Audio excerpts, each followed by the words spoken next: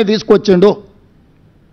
మా 10 సంవత్సరాలు మేము నికార్స్గా ఈరోజు నేను చెప్తున్నా, ప్రతి ఒక్కటి మిమ్మల్ని నేను తీసుకెళ్ళి చూపిస్తా. అంతర్జాతీయ ఎయిర్పోర్ట్ కానీ, ఔటర్ రింగ్ రోడ్ కానీ, హైటెక్ సిటీ చుట్టూతో వచ్చిన ఐటీ కంపెనీలు కానీ, ఎడ్యుకేషనల్ ఇన్స్టిట్యూట్స్ కానీ, హైదరాబాద్లో ఈరోజు నడుస్తున్న మెట్రో కానీ, గోదావరి జలాలు కానీ, కృష్ణానది జలాలు కానీ, ఫ్లైఓవర్ల గురించి మాకు చెప్తున్నాడు. మరి చెన్నారెడ్డి గారు ఏ రోజు కట్టిండ్రు? ఇక్కడ పెద్దలు చాలామంది ఉన్నారు. ఫ్లైఓవర్ అనే విధానాన్ని కనిపెట్టింది కాంగ్రెస్ పార్టీ. బేగంపేటలో కానీ లేకపోతే తార్నాకలో కానీ ఫ్లైఓవర్లు ఎప్పుడు కట్టిండ్రు? పోనీ నువ్వు కట్టి పూర్తి చేసిన ఫ్లైఓవర్లు ఎన్ని ఉన్నాయో చెప్పు. మేము కట్టిన ఔటర్ రింగ్ రోడ్డును పల్లి బఠానీలకు అమ్మేసుకొని పారిపోయినావు నువ్వు. పొయ్యే ముందల క్లోజింగ్ సేల్స్ కింద లక్షల కోట్ల విలువైన ఔటర్ రింగ్ రోడ్డుని 7,500 కోట్లకు అమ్మేసింది.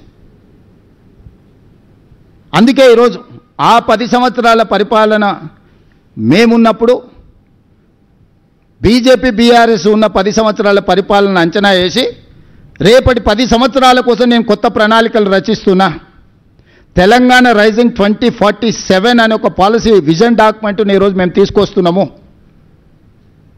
2047కి స్వతంత్రం వచ్చి 100 సంవత్సరాలు పూర్తి చేసుకోబోతున్నాం. రాబోయే 100 సంవత్సరాల కోసం ఎలాంటి భవిష్యత్ ప్రణాళికలు ఉండాలో మేము ఒక విజన్ డాక్యుమెంట్ ప్లాన్ చేస్తున్నాం. ఈరోజు మెట్రో విస్తరణకు 43,000 కోట్ల రూపాయల ప్రణాళికలతో కేంద్ర ప్రభుత్వానికి మేము ఇచ్చినాం. బ్యాడ్ బ్రదర్స్ ఇద్దరు కలిసి అడ్డుకుంటున్నారు, కిషన్ రెడ్డి కేటీఆర్ కలిసి. ఆనాడు హైదరాబాదు నగర అభివృద్ధి కోసం కొట్లాడిన వాళ్ళని హైదరాబాద్ బ్రదర్స్ అనేటోళ్ళు, శశిధర్ రెడ్డిని మరి జనార్దన్ రెడ్డిని.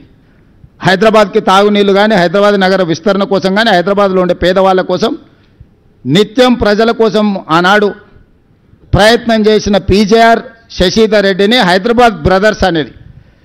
ఈరోజు అభివృద్ధిని అడ్డుకుంటున్న కిషన్ రెడ్డిని కేటీఆర్ను ఈ నగరవాసులు బ్యాడ్ బ్రదర్స్ అని అంటున్నారు. ఈ బ్యాడ్ బ్రదర్స్ ఇద్దరు మెట్రో విస్తరణను అడ్డుకుంటున్నారు, మూసి ప్రక్షాళనను అడ్డుకుంటున్నారు, రీజనల్ రింగ్ రోడ్డును అడ్డుకుంటున్నారు, ఫ్యూచర్ సిటీని అడ్డుకుంటున్నారు. మేము ఈరోజు గోదావరి జలాలు 20 టీఎంసీలు నగరానికి తేవాలంటే వాటిని అడ్డుకుంటారు. హైదరాబాద్లో కట్టాలనుకున్న ఫ్లైఓవర్లు కానీ, అండర్ పాస్లు కానీ, ఎలివేటెడ్ కారిడార్లను అడ్డుకుంటారు. ఈనాడు 30 సంవత్సరాల నుంచి పెండింగ్ ఉన్న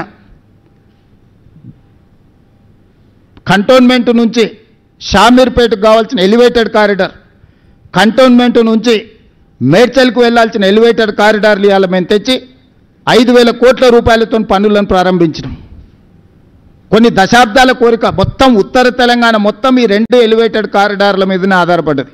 హైదరాబాదు నగరం మొత్తం అటువైపు విస్తరించింది. ఇవాళ 1 కోటి జనాభా ఉంటే 50 లక్షల జనాభా ఆ పక్కనే ఉంది నగరంలో. కరీంనగర్, ఆదిలాబాద్ నుంచి మొదలు పెడితే ఉత్తర తెలంగాణ మొత్తం ఆ 2 ఎలివేటెడ్ కారిడార్ల మీద ఉంది. 10 సంవత్సరాలు మీరు అనుమతి ప్రయత్నం చేయలేదు. కేవలం సచివాలయం కోసం ఆర్మీ ల్యాండ్ని 50 ఎకరాలు ఇవ్వలేదని వాళ్ళతో పంచాయతీ పెట్టుకొని పక్కన పెడితే వచ్చిన 100 రోజుల్లోనే ఆ సమస్యను పరిష్కరించి ఈరోజు ఆ ఎలివేటెడ్ కారిడార్లకు ఈరోజు ప్రణాళికలు వేసి మేము ముందుకు వెళ్తున్నాం. బేగంపేట ఎయిర్పోర్ట్ మధ్యల నుంచి అండర్ పాస్, అండర్ టనెల్ ఈరోజు రోడ్లకు అనుమతులు తీసుకొచ్చిన నేను. ఇవాళ వరంగల్ ఎయిర్పోర్ట్కి అనుమతి తెచ్చినాం, ఆదిలాబాద్ ఎయిర్పోర్ట్కి అనుమతి తీసుకొచ్చినాం. ఈరోజు భద్రాద్రి, కొత్తగూడెం, రామగుండం ఎయిర్పోర్ట్లకి ఇంకో 2 అదనపు ఎయిర్పోర్ట్ల కోసం ఈరోజు ప్రయత్నం చేస్తున్నాం. ఈరోజు తెలంగాణ రాష్ట్రానికి పోర్టు లేకపోవడం వల్ల ఈవీ ఇండస్ట్రియల్ డెవలప్మెంట్ ఆగిపోతే కేంద్ర ప్రభుత్వాన్ని, ఆంధ్రప్రదేశ్ ప్రభుత్వాన్ని ఒప్పించి మచిలీపట్నానికి greenfield national highway 12 lanes road వేసి ఈరోజు మనకు పోర్టు లేని లోటును తీర్చి మచిలీపట్నం పోర్టు నిజాం కాలంలో ఉన్న పోర్టుకి ఈరోజు మనం అనుసంధానం చేస్తున్నాం. ఈరోజు రేడియల్ రోడ్స్ వేస్తున్నాం. ఈరోజు శ్రీశైలం ఎలివేటెడ్ కారిడార్ నేషనల్ హైవేతో పాటు శ్రీశైలం